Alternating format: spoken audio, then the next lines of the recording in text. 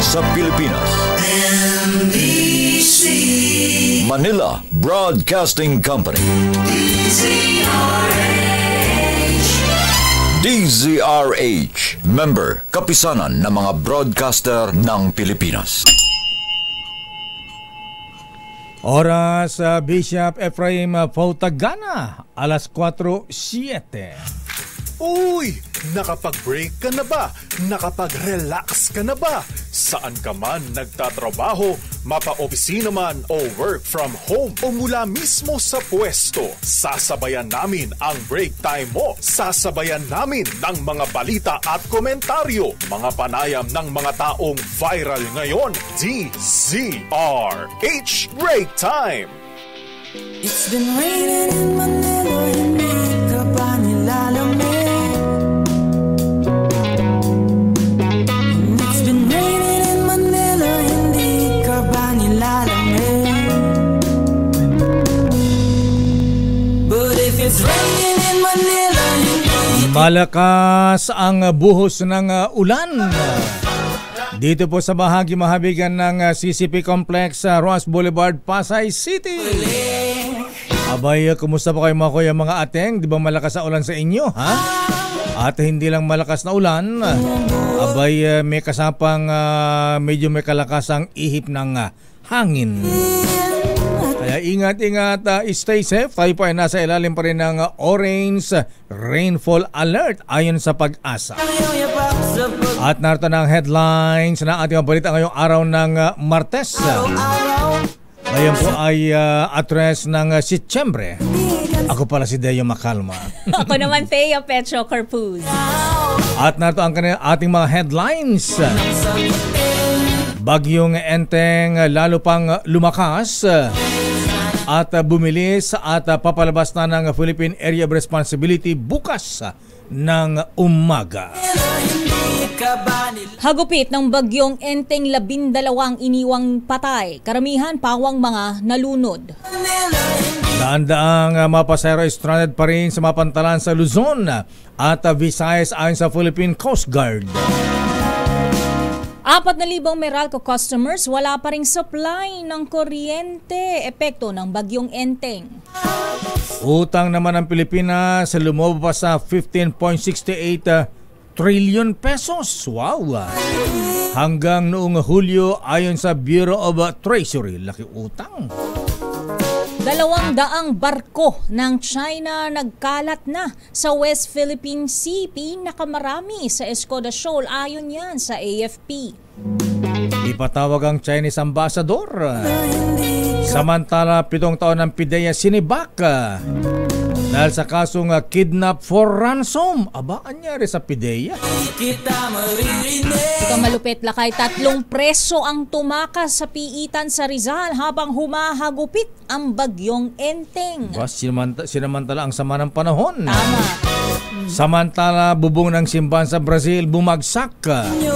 20 ang patay, 20 ang sugatan. Pangulong Bongbong Marcos nagdeklara ng National Day of Mourning sa pagpanaw ni Federico Caballero ang manlilikha ng bayan. At sa detalye ng ating mga balita, unahin natin ang kalagayan ng bagyong Enteng. Magandang hapon na imbag na malam apo Little President Secretary Lucas Bersamin. Wala ba tayong announcement bukas? Baka sabi ni Secretary, abay sumusobra na kayo, ha? Kaya lang maulan pa rin po, ha? Ayan. Abangan natin ang kalagayan ng panahon. At update sa kalagayan ng bagyong Enteng, ito ay muling lumakas.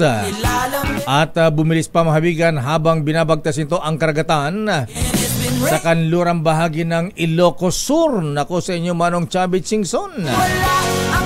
Ayon sa Pag-asa na mata ng bagyong Enteng, sa layong 100 kilometro sa kanlurang hilagang kanluran ng Lawag City, Ilocos Norte. Taglay pa rin ang pinakamalakas na hangin na 85 kilometro bawat oras malapit sa gitna. At may bugso ng hangin na abot sa 105 kilometro bawat oras. At kumikilos ang bagyong Enteng pakanluran sa bilis Oh, hindi nagbabago yung kanyang speed, ha? 20 kph.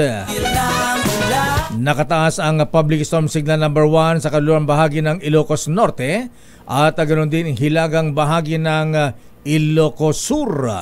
Habang signal number 1 naman sa nalalabing bahagi ng Ilocos Norte at Ilocos Sur. Hilagang bahagi ng La Union, Apayao, Kalinga, Abra. Mountain Province, hilagang bahagi ng Benguet, kanlurang bahagi ng Cagayan at kabila na ang Fuga Island at Dalupiri Islands doon sa Cagayan.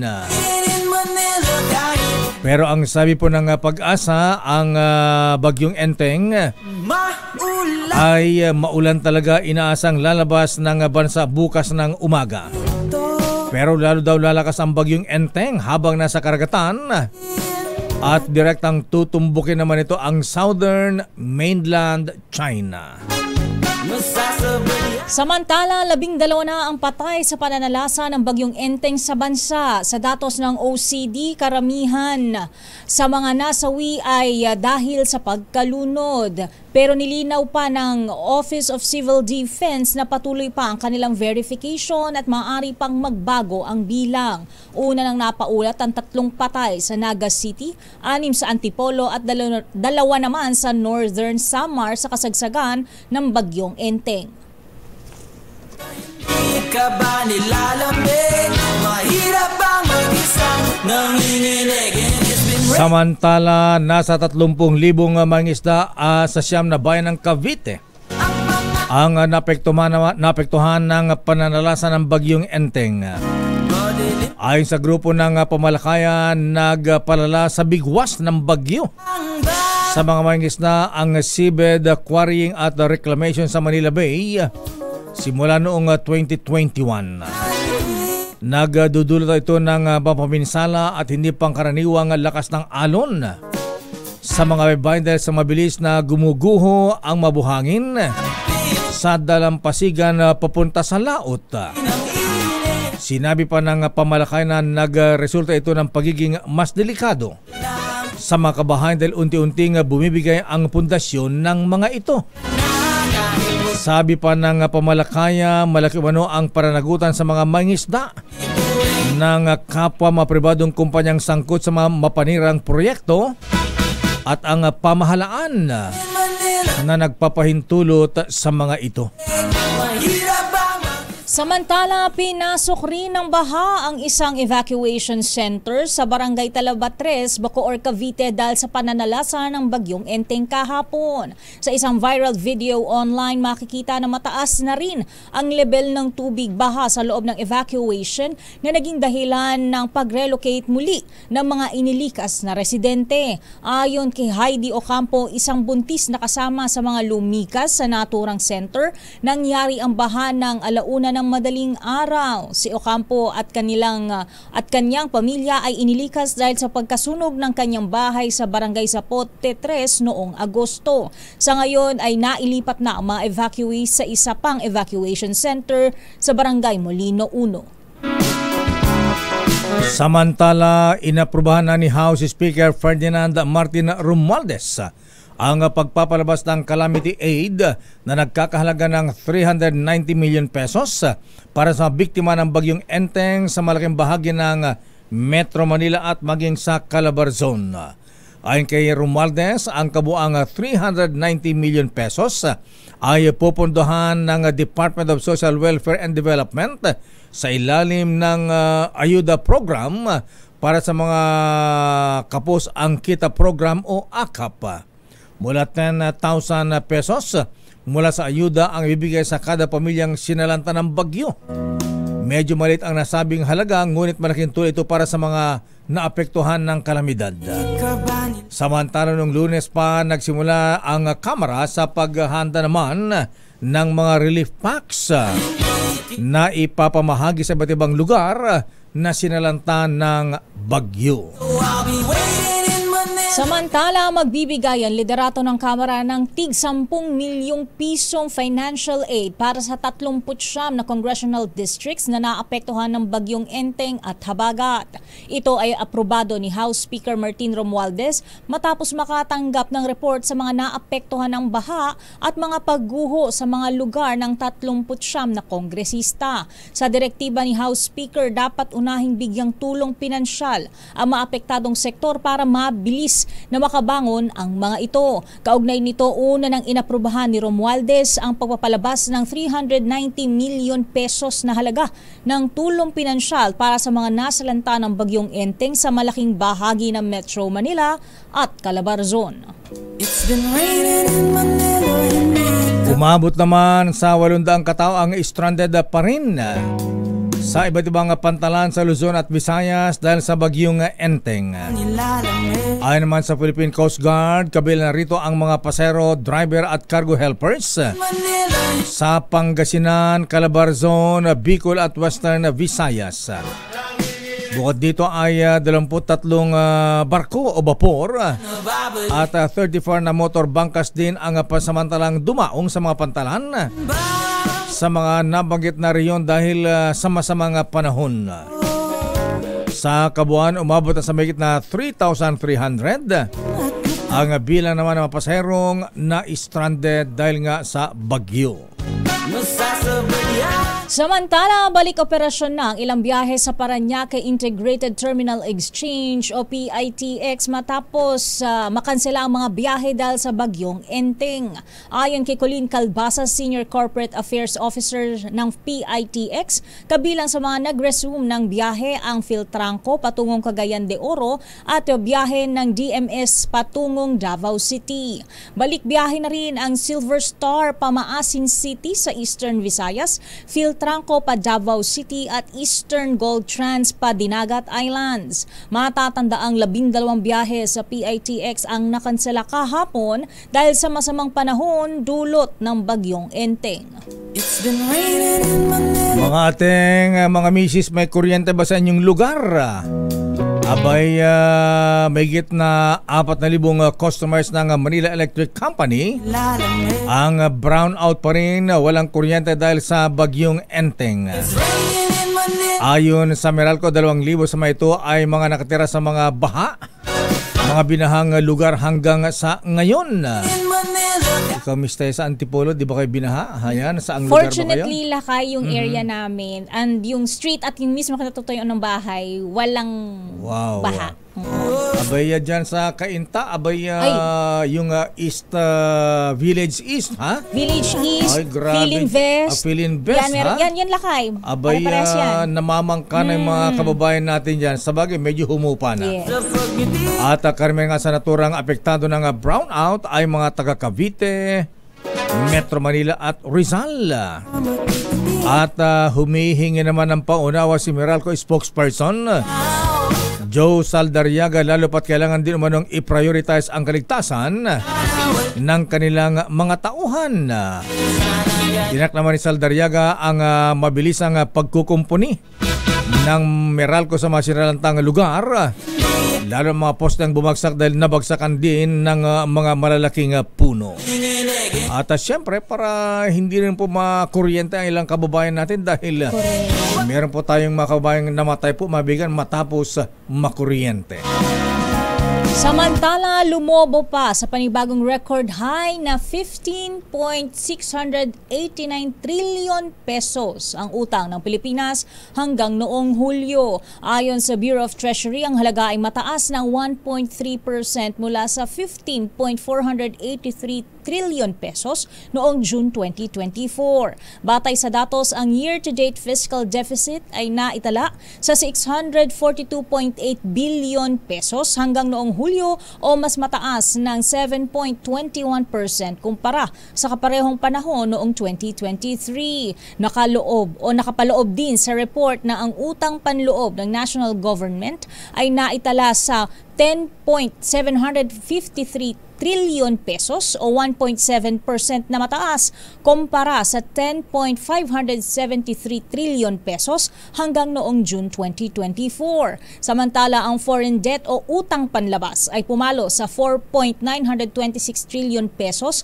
hanggang noong July 2024 or 0.5% na mataas kumpara sa 26.45 billion pesos noong nakalipas na Hunyo. It's been raining in Manila. Kaya siguro, Mr. President, abay, pairalin mong pagiging Ilocano mo, ha? Ayan. Magtipid, Mr. President, at pwede ba gawin mo ang tatay mong si Apo Ferdy Marcos, ha? Ano gawin lakay? Baka pwede tayong mag-implement ng austerity measures. Ayan, tipid, ha? At simulan sa mga opisyal ng gobyerno, ha? Ayan, magtipid sila at huwag masyadong biyahe ng biyahe, ha? At huwag gagamit ng mga malalaking mga sasakyan na malakas kumonsumo ng gasolina. Na charge naman sa gobyerno. Ayan, sa buwis ng ating mga mamamayan. Ginawa yan noon ng dating Pangulong Era Estrada, bawal ang mga expedition. Tsaka lakay, for diba? expedition. Yung bawal yung mag-aircon beyond 8 a.m. tsaka 4 in the afternoon. Oo nga, yung daily saving time ba yun? DST. Ay siguro, Mr. President, baka pwedeng pag-aralan po natin ang pagtitipid. Daylight saving time lakay. Yes, daylight saving time. Dahil sa taas pa ng singil sa kuryente. Ayan. Pabalikan natin ang ilang pang detalye ng ating mga balita. Abay, 200 barko ng China. Abay, nagkalat pa rin sa West Philippine Sea. At si Senator Risa Ontiveros, abay nanawagan kay Pastor Apollo Kibuloy. Si Senator Risa, ha? Ayan, Pastor, itigil na raw po ang inyong kadramahan sa buhay. At lumabas na sa kanyang pinagtataguan at harapin na lamang ang kanyang mga kaso. Samantala, 7 taon naman ang PIDEA. Ano nangyayari sa PIDEA? At least na-detect agad sinibak dahil sa kasong kidnap for ransom. Samantala, 7 preso tumakas naman sa kulungan sa Rizal habang matindi ang paghugupit ng bagyong Enteng. Ang detalye ng mga balitang yan sa ating pagbabalik sa ating palatuntunang Break Time. RH Break Time. Oras sa Mr. Cesar Lee, Mr. Michael is my guy, Doktora Isa Suntay at Doktora Evelyn Laureta. Alas 4:24. Alaksan FR sa Break Time. Pumapatak na naman ang ulan sa bubong. Aba, medyo tumila na po yung kaninang malakas na ulan. Ngayon ay patak-patak na lang. Pumapatak na rin sa loob ng bahay namin, lakay. Samantala, mabigan, bago ang ilang pang detalye na ating mga balita, alamin nga natin sa Meralco. Hanggang kailan po mawalan ng kuryente ang ilang kababayan natin dito sa Metro Manila at Cavite. Nasa ating linya ang spokesperson ng Meralco, si Pareng Joe Saldariaga Pangilinan. Pareng Joe, good morning. Magandang hapon. Gandang hapon po. Ay, good afternoon, lakay. Kinakabahan ako sa mga minsan mga binabanggit ng conference. Okay naman tayo, lakay. Ayan, oo. Straight to the point. We are now down to the last 4,000 customers. Mostly dito sa Metro Manila. So basically back to normal na po tayo. Yun na lang mga flooded siguro ang kailangan nating pagtuunan ng pansin. Pero okay na po tayo overall in terms of our supply and electricity situation. So saan na lang, Joe, yung mga lugar na brown out? Well, dito nga sa Metro Manila, mayroon pa rin mga low-lying areas, tapos sa Rizal. Pero overall, okay na tayo, lakay. Wala na tayong malawakang interactions na nararanasan ngayon dito sa ating franchise area. yung mga poste ng Meralco na bumagsak dahil nabagsakan ng mga puno, naayos na ba yung naitayo na ba ang mga at tuloy na ba ang supply ng kuryente? Yes, okay na tayo. We are, as I said, operating normally. Siguro yung itong remaining na 4,000 customers, mababalik na natin agad yan within the day. Alas 4:35 na, Joe. Kakayanin pa ba? Kakayanin po yan. Maki-close out namin yan, konti na lang po yung 4,000. Ayan, magluluto na mami ang mga misis. Ayan, ng hapunan. Baka magdilim ang paningin. Just for perspective lang kayo, no? Yung sinasabi kong 4,000 is out of an almost 8 million customer base. So wala na ito ni 0.05% siguro, no? And once siguro as we speak, yung 4,000 na yan, nabawasan na rin. So close out na po ito within the day. Yun, mabilis lang naman pala. Ayan. At yung mga emergency cases, Joe, may hotline ba tayo na pwedeng tawagan kaagad yung mga emergency na... Yes, oo. Yung hotline natin, 16211 sa landline. We are on Facebook.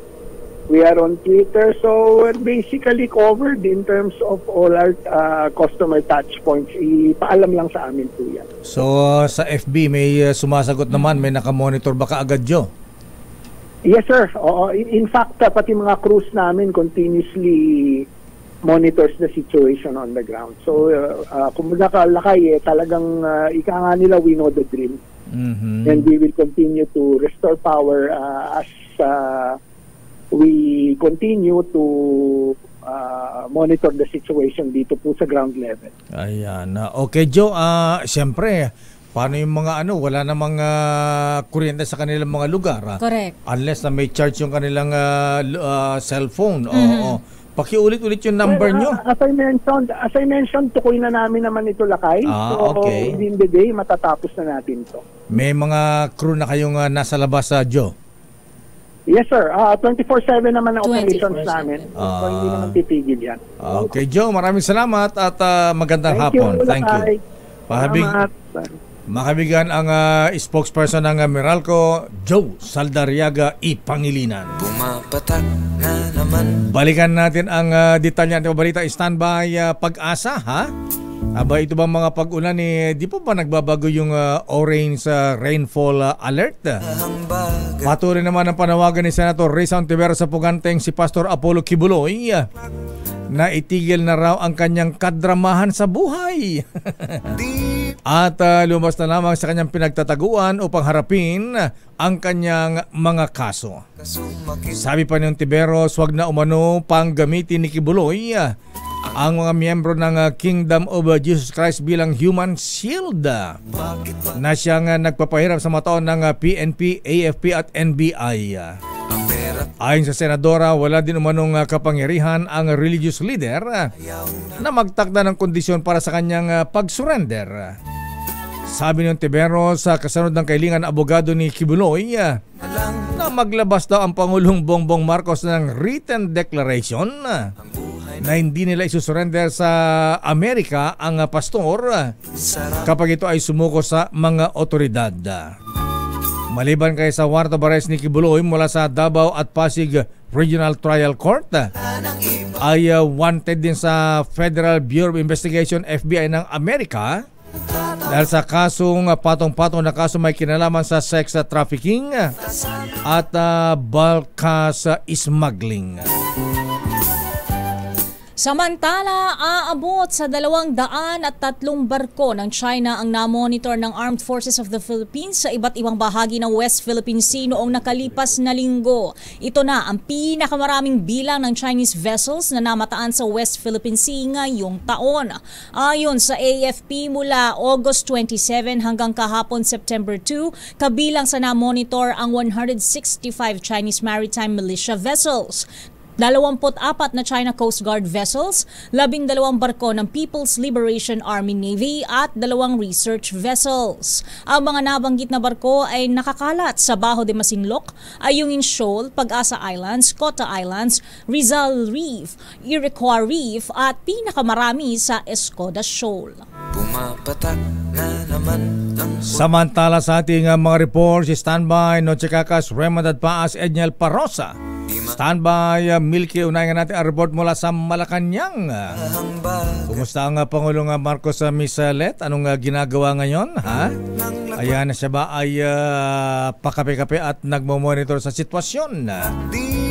National government handang tumulong sa mga napektuhan ng kalamidad sa Antipolo City. Abay, wag lang sa Antipolo, ha? Dapat, Mr. President, nationwide yan. Aris number 14, Let Narciso, please come in. Miss Let. Ay tiniyak ng Presidential Communications Office na aalalayan ng national government ang mga lokal na pamahalaan na kailangan ng tulong dahil sa matinding epekto ng bagyong Enteng. Ginawa ni PCO spokesperson for Calamity and Natural Disaster Assistant Secretary Joey Villarama ang pahayag kaugnay ng nangyaring landslide sa Antipolo City. Ayon kay Villarama, batay sa protocol, ang lokal na pamahalaan ang nagsisilbing frontliner o nangunguna sa pagtugon sa anumang insidente ng kalamidad. Pero lagi naman anyang nakahanda at nakaantabay ang national government sa ano pa mang pwede nilang ipagkaloob na tulong kung kakailanganin. Kanina ay una nang nagtungo si DSWD Secretary Rex Gatchalian sa Antipolo City para personal na pangasiwaan ang pamamahagi ng assistance sa mga apektadong residente. Una nang sinabi ni Pangulong Marcos na nakalatag ang standard operating procedures ng pamahalaan o ng mga ahensya ng gobyerno sa panahon ng kalamidad. Ito si Let Narciso para sa DZRH, una sa Pilipinas, una sa Pilipino. Yes, Lakay? Ang Pangulong Marcos wala bang balak na pumunta sa mga sinalanta ng bagyo? Wala pang schedule sa ngayon, Lakay. Okay, maraming salamat at siguro Mr. President puntahan nyo rin yung mga sinalanta ng bagyo, pasyalan nyo kaya mag-aerial inspection lang, ha?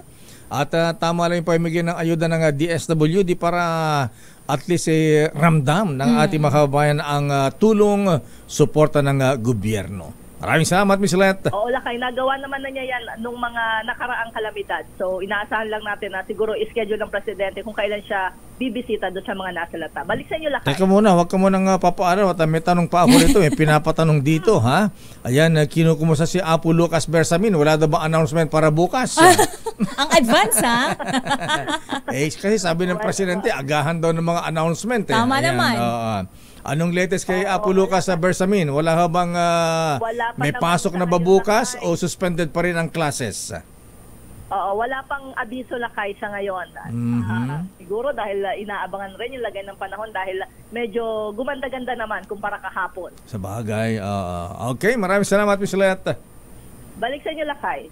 Pumapatak na naman. Sa iba pang mga balita, report, Ms. Thea. Sana lang, Lakay, dagdag ko pala kapag nag-aerial inspection si Pangulong Marcos, Lakay, bandahan doon sa may natungkab na portion na ng bundok sa may Antipolo. Oo. Grabe yung buntis sa mga anak niya, natabunan. Grabe. At ang CHR suportado ang investigasyon ng House Quad Committee sa extrajudicial killings. I-detalye mo, RH12, Milky Riganan, Manang Milky. Kaya at Lakay, suportado ng Commission on Human Rights ang patuloy na investigasyon ng Quad Committee sa issue ng extrajudicial killings maging sa war on drugs at pogo ng nagdaang Duterte administration.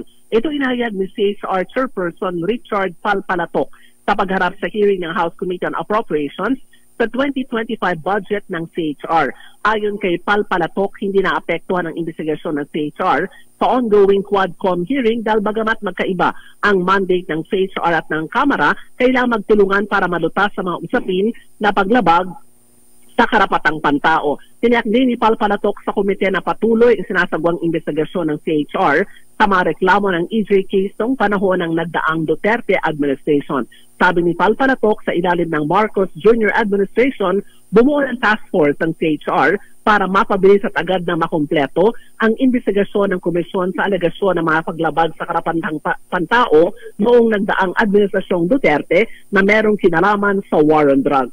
Samantala, umaabot sa 1 billion pesos ang panukalang budget ng Commission on Human Rights para sa 2025. Ako si Neil Triguna, nagulat para sa DCRH. Ayan, ang Kamara, tuloy pa rin ang bukod sa committee hearings, tuloy ba ang sesyon?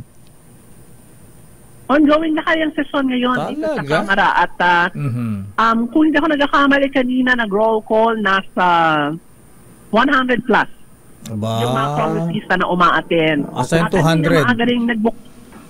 Hindi ko alam na kayo na. Laki noon, 100 na eh. Ano po yung 200 eh. 300 pa sa mga kongresista natin eh. Oo. Oo nga, pero baka apektado kasi sila kayong ilan Sabagay. dahil oo, maraming mga naapektuhan. Yung 39 districts pala, yung bibigyan nila ng ayuda, naapektado nitong bagyong Enteng at ng Habagat. Kaninang umaga, maagang nagbukas lakay at kaya ang mga committee hearings, mga alas 9 ng umaga, nauna ang Commission on Human Rights at ongoing pa rin ang budget hearing naman ng Commission on Elections. So may pasok lakay ang House of Representatives. Teka muna, anong latest? Ayan, nabanggit mo, hearing ng COMELEC. Abay, tuloy ba ang eleksyon? Tuloy ba ang paggamit ng Miro system sa automated election sa 2025 ng Milky? Yun naman ang sinasabi lakay ni Sir Mana Garcia dito sa mga mamabatas kasi concern nga sila dito sa nalalapit na midterm elections, pati yung kahandaan ng Commission on Elections para naman sa national elections sa 2028. Ang sabi niya, handa naman daw at nagkaroon na rin ng testing ang COMELEC para sa mga makina na gagamitin at so far, wala naman daw umano na pumalya sa ginawa nila mga testing. Ayan, hindi natanong dun sa offshore accounts daw niya. Hintayin namin lakay eh. Wala nagtanong. Oo, wala pa eh. Ang dito si nakaupo si Congressman Marcoleta. Pero tahimik. hindi pa yata tinatanong. Ganun ba? Tinatanong. Baka naman maya-maya ng konti, baka finale yung offshore account. Teka muna, ongoing ang committee hearing sa budget ng COMELEC. At the same time, tuloy ang session? Yes, lakay. Ganun ang sistema. Maging sa Senado ganun din. Pero dito sa Kamara, kung ongoing na yung session ng alas 3 ng hapon, patuloy pa rin yung mga committee hearing. Kaya kanina siguro yung mga attendance, nasa 100 plus lang, dahil karamihan sa mga congressmen uma-attend din ng hearing ngayon ng on election. Divide and conquer daw lang. Ganun pala ang system dyan. Nakala ko yung mga committee hearings, pagka session na, tigil ang committee hearing. Session na. Ay, hindi lakay. Talaga? Kaya basta halimbawa merong iba na wala naman silang sigurong concern doon sa committee hearings, umaten sila ng plenary session. Yung iba naman ay nasa committee hearings, yung ginagawa tuwing hapon, na usually umahaba pa yan hanggang sa gabi. Okay, maraming salamat, Manang Milky. Ganang hapon na kaya, Teya, mula dito sa Kamara, ako si Neil Criguna, nag-uulat para sa DCRH, una sa Pilipinas, una sa Pilipino. Samantala, Philippine National Police handang bigyan ng proteksyon si Pastor Apollo Kibuloy. Basta susurrender Edniel, ha? Pagbibigyan ba yung kahilingan na wag siyang i-susurrender sa FBI? Arrest number 52, Edniel Parrosa, please come in. Edniel. Lakay at Mistea, walang nakikitang banta ang pambansang pulisya sa buhay ni Pastor Apollo Kibuloy. Pero para sa kapanatagan ng puganteng religious leader, handa man ang PNP na magbigay seguridad kung siya ay susuko nga sa otoridad. Iginiit si PNP spokesperson Police Colonel Jean Fajardo ang alok na proteksyon na ito. Galing kay PNP Chief Police General Romeo Francisco Marbil, una nang ipinahayag ni Kingdom of Jesus Christ lawyer, Attorney Israelito Torion, na nangangamba si Kibuloy na damputin ng Amerika dahil nga sa hiwalay na trafficking cases na kinaharap doon. Bagay na dimistansyahan na ng Department of Justice. Apila ng PNP sa mga taga-suporta ni Pastor Kibuloy, tulungan na lamang silang kumbinsihin ng pastor, lalo't sila mismo umano ang nagsusumigaw na hindi nila isusuko ang pugante. Pakinggan natin si Colonel Fajardo. Vocal po sila, nakirinig po ng mga tao po natin doon at it was shared to me na hindi daw po nila isusuko si Pastor Kibuloy. So kung yun po yung kanilang reservation kung bakit po ayaw po nilang isuko, then uulitin po natin uli yung appeal po at assurance po ng inyong pambansang pulisya na bibigay po natin yung mga kaukulang seguridad para hindi naman po magkaroon ng agam-agam sina Pastor Kibuloy na sila ay malalagay sa alanganin po. Ito na, ika-10 hanggang ika-11 araw ng pagtatangka ng PNP na isilbihang arrest warrant laban kina Kibuloy at 4 na kapwa-akusado sa qualified human trafficking at child and sexual abuse.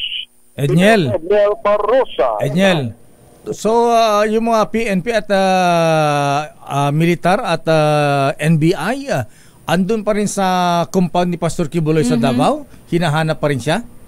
Correct, Lakay. Nandoon pa rin ng PNP. Yung AFP naman, Lakay, sila yung CDM o yung crowd control doon sa nasabing area. More or less 2,000 pa rin, Lakay. Agad 3,000 yung estimated personnel na rin dyan. Pagod na ang ating kapulisan. At hindi pa rin mahanap itong hinaharap na pastor. Ayan, okay. Maraming salamat, Angel. Maraming sa inyo lahat, Miss Thea. Kasi Lakay, mahirapan daw hanapin. Bakit? Baka nasa langit na daw. Oo nga, sabi ni Vice President Inday Sara Duterte, ala na raw siya doon na. Baka nasa langit na. Samantala, MTRCB walang kapangyarihang i-regulate ang mga X-rated movies na napanonood online. Idatali mo, RH28 Raymond Dadpaas. Raymond. Aminado ang Movie Television Review and Classification Board o MTRCB na malabo nila ang ma-regulate ang mga X-rated na pelikula na pinapalabas online gaya ng Viva Max at Netflix. Sa pagtatanong ni Senate Pro Tempore Jingo Estrada sa budget celebration sa Senado, inamin ni MTRCB Chairperson Giurella Maria Lala Soto Antonio na marami silang natatanggap na reklamo mula sa publiko laban sa iba't ibang online digital platforms na nagpapalabas ng for adults only content. Sabi ni Estrada, madaling ma-access ang mga ito kahit ng mga minor de edad. Paliwanag ni Soto Antonio, hindi sakop ng batas na nagtatag ng MTRCB ang mga online platforms. Maliban pa sa 31 nilang mga board members ay hindi kayang i-review ang libo o kaya ay milyones na mga materials bago ipalabas. Ang tanging lang paraan ay makipag-usap sa management ng mga digital platforms upang maglagay ng safeguards para hindi madaling ma-access ng mga minor de edad. Narito si MTRCB Chair Lala Soto Antonio. First, it is not within our mandate, it is not within our purview, and it is humanly impossible.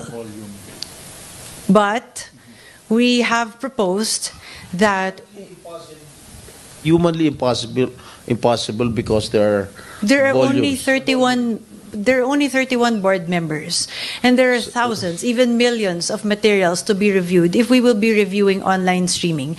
And the board is not capable of doing so, Mr. We want to ensure that there would be a cooperation with the online streaming apps, with the online curated content providers by using safeguards, ensuring that there is safety by design, and that we are able to establish with them a feedback mechanism, which is, I think, of utmost important for the MTRCB as a regulator.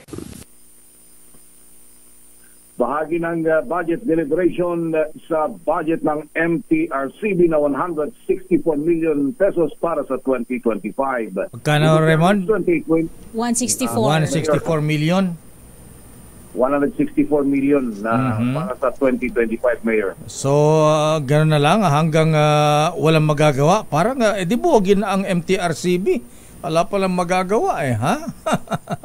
Pambihira. Ang kanilang mayroong mga ang proposal, Mayor, ay una makipag-usap doon sa mga management ng digital platform. Pangalawa ay amyandahan yung MTRCB law dahil nung itinatag daw ito noong 1980s ay wala pang online platform. Kaya kailangan ngayon isama na nila sa batas para masakop nila ngayon lang kung paano nila ito gawin. Ayun ang pag-uusapan sa dalawang kapulungan ng Kongreso, Mayor. Alam mo, para masampulan na Raymond, alam naman to ni Senator Jingo dahil artista siya, ha? Para may takot din yung iba, may warning, ipatawag si Mr. Vic Del Rosario, ang producer ng Viva Max. Viva Max. Oo. Ambira, alam naman niya yan ha? At alam din ng MTRCB, ha? Abay, sabi nga ng ating bubit, yung napanood mo yun, Raymond, yung unang tikim? Ano ba yung unang tikim? Movie yan, Lakay? Oo. Wala akong account, Lakay niyan, sorry. Kaya nga, pinanood daw sa MTRCB yan nung daw mapanood ng mga, kasama na yata si Madam, nagtakip daw sila ng mata. Oo, dahil sa sobrang bold, ha? Ayan. So, triple X, ganyan, Lakay. Quadruple. Kunampay. Ada, carnal nalis ng grabe. Oo. Mukhang mabait yan, Senator Joe. So, anong gagawin ng Senado? Mukhang nabanggit din naman kanina yung pangalan ni Ginoong Vic Del Rosario at ang sabi ni Chair Lala ay kinakausap na nila ito at parang meron ng mga proposal, mga safety nets daw na inilalagay para lang makontrol yung pwedeng pagka-access nito para hindi siya openly accessible sa kahit sino, kahit yung mga minors, Mayor at Ms. Thea. Sabi nga nating bubit dyan na involved dyan Ang sabi lakay. Sabi, wag din isasali mga minors. Pagka nag-apply naman doon sa app hindi naman masabi. Sabi mo, kahit na minor ka, sabi mo, 21 years old ka na. Kaya ko nga gawing 100 na ako lakay sa app Pagbubulahin naman tayo. Ayan. Sa bagay, medyo kung ganyan, dagdagan ng ngipin ng MTRCB. Ayan, yun na nga ang kailangan siguro dito at Mayor, kasama sa mga pinag-uusapan after nitong pag-usapan muli, after ng budget deliberation na isinagawa sa araw na ito, Mayor at Mr. Okay, maraming salamat, Raymond. Ito si RH28 Raymond Advance para sa DZRH, una sa Pilipinas, una sa Pilipino. Maraming salamat, Raymond. Makinig ka, Senator Jinggoy, bukas, ha? May nako yung aking mabubit na... Parang marami-raming nakalap lakay Ay, oo. Naglabasan, umulan lang Insider yung nagkwento ha? Ayan. Patikin naman ako lakay. Bukas na lang. Ayan. 5 bahay nasunog, 5 pamilya na wala ng tirahan sa sunog sa Taguig. Noche Kakas, please come in. Noche. Noche. Yes, lakay. Bilisan mo to. Yes. Pasok. Lakay at Teya, nila mo nang apoy ang 5 residential house sa First Avenue, Laura Drive, TBCEI, Barangay Bagong Bayan sa lungsod ng Taguig. 5 pamilya naman lakay ang nawalan ng tirahan. Ayon sa report ng Taguig City Bureau of Fire Protection, nagsimula ang apoy sa 2nd floor sa bahay ni Joanna Marie Repuerizo na agad pumalat sa katabi pang bahay. Tansya ng Bureau of Fire Protection na sa 75,000 ang halaga ng nasirang ari-arian. Nagsimula ang sunog lakay at Teya pasado 1:00 kanina at napula naman 2:05 na umabot sa first alarm. Patuloy pang iniimbestigahan ang nasabing fire incident. RH27 Kakas, DZRH, una sa Pilipinas, una sa Pilipino. Maraming salamat, Noche Kakas. Babalikan natin lang pang mga reports. Standby, Kristan Karag. Batilan natin na happy birthday, ha? Batiin ko lang itong nagpakain sa Manila Hotel kanina. Uy, sarap naman. Si ating Cording Pakanan. Ayan, happy birthday, ating Concordia. Ayan, ganda ng pangalan. Concordia Cording Pakanan. At Kelsey, happy birthday. At happy birthday din kay Margaret Raydad Paas. Kay Mr. Edwin Ernie, Mr. Edwin Ernie, ha? Abay tinatanong Mr. sa Sandigan 82, saan daw ang blowout mo? At ganoon din kay Mr. Hill Aquino. At happy birthday pa kay Aris Ilagan ng Balita at Chupaeng, happy birthday. At ganoon din kay Captain Owen De Vera. Mamaya daw ang blowout si Captain Owen De Vera, mga brethren, ha? Pasay Travelers, mga taga TM Calaw, Roger Oliveros. At ganoon din, happy birthday kay Kuyang Michael Dayag ng Tugegaraw. Abay, Madamati Fellowship na, ha? Merong karnero na pulutan. Ayan. Anong karnero na ka? Tupa. Lamb. Lamb. Sarap kaya niyan, ha? Yung lamb. Ayan, alaba tayo dyan, Kuyang Michael Dayag. Oras, Miss Thea. 2 minutos bago mag-alas 5.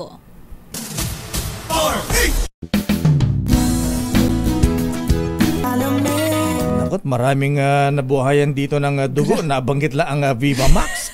Laki na pa-compute ako.